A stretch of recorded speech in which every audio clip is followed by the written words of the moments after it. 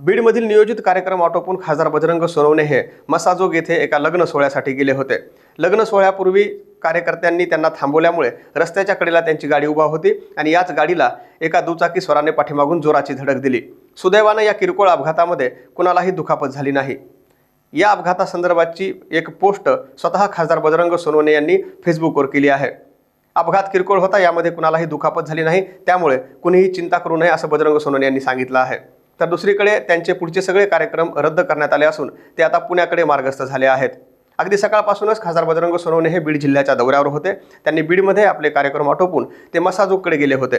मसाजोग या ठिकाणी कार्यकर्त्यांनी त्यांना थांबवलं आणि याच वेळी त्यांची गाडी रस्त्याच्या बाजूला उभा होती। मात्र मोबाईलवर बोलत आलेल्या एका दुचाकी स्वारानं त्यांच्या गाडीला पाठीमागून धडक दिली। सुदैवाने आता या अपघातामध्ये कुणालाही दुखापत झालेली नाही असं स्वतः खासदार बजरंग सोनवणे यांनी सांगितलं। तर ते आपल्या पुढील कार्यक्रमासाठी पुण्याकडे मार्गस्थ झाले आहेत।